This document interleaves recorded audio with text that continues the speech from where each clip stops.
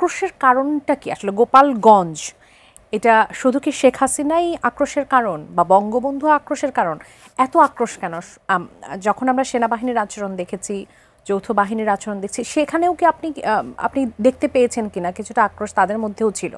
আক্রোশের কারণ আছে, কিন্তু আক্রোশ দেখানো যাবে না, কারণটা আমি বলছি। তার আগে খেয়াল করি আমরা যে আপা বলছিলেন যা যা হচ্ছে, 5 জন মানুষ মারা গেছেন, হত্যাকাণ্ডের শিকার হয়েছেন, তাদের এই তদন্ত কি আমরা করছি যে ওদের হত্যাকাণ্ড জরুরি ছিল কিনা, তাদেরকে আমি হত্যা না করে কিছু করতে পারতাম কিনা?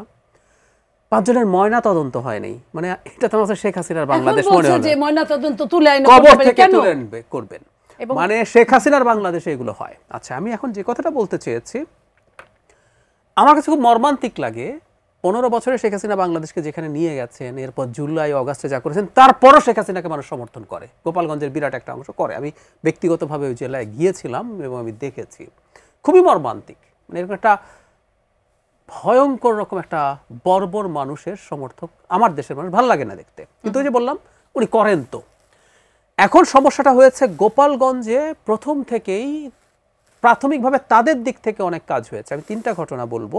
সেনাবাহিনী 5 আগস্টের পর সেনাবাহিনীর উপর হামলা হয়েছে, বিএনপির একজন নেতাকে পিটিয়ে মেরে ফেলা হয়েছে, ওনারা জাস্ট একটা শোভাযাত্রা করছিলেন। গোপালগঞ্জ কিন্তু স্বাধীন গোপালগঞ্জ না, ফর গডস সেক, স্বাধীন আওয়ামী গোপালগঞ্জ না, বাংলাদেশের মধ্যে একটা স্বাধীন গোপালগঞ্জ থাকবে, এটা হতে পারে না।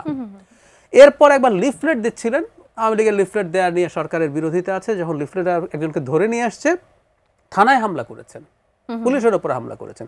সুতরাং তাদের মধ্যে পারসেপশন মনে ঢুকে গেছে যে আমরা স্বাধীন, এবং আমরা লজিক্যাল কারণেই মনে করি আওয়ামী লীগের যেসব গুন্ডা, আওয়ামী লীগের লোক মানেই গুন্ডা পান্ডা, যারা ইন্ডিয়া পালাতে পারে নাই, নুদেন পক্ষে, অনেকে তো অনেক দেশে গেছে, যারা ইন্ডিয়াতেও পারে না তারা গোপালগঞ্জেও হয়তো আছে।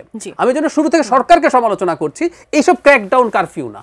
আপনি প্রথম থেকে এতগুলো মাস গেল সিস্টেম্যাটিকলি আপনি আইন শৃঙ্খলার ব্যবস্থা নিতে থাকেন, নিতে নিতে নিতে নিতে ওখানকার ক্রিমিনালদেরকে আপনি আস্তে আস্তে ধাপে ধাপে ধরে ফেলেন, করে ফেলেন। আক্রোশ হতে পারবেন না, আমি এটা বলছি। আপনার যদি ক্ষোভ থাকে, মিলিটারি আমার গাড়ি পড়ালো কেন, আমার আক্রোশ হলো না, একটা স্টেটের অ্যাপারেটাস, যদি ভেতরে আক্রোশও আসে আপনি সেটা নিয়ন্ত্রণ করবেন, নাহলে তো আপনি একটা সন্ত্রাসী হয়ে যান, আপনি একটা মাস্তান হয়ে যান, এটা হতে পারে না আসলে।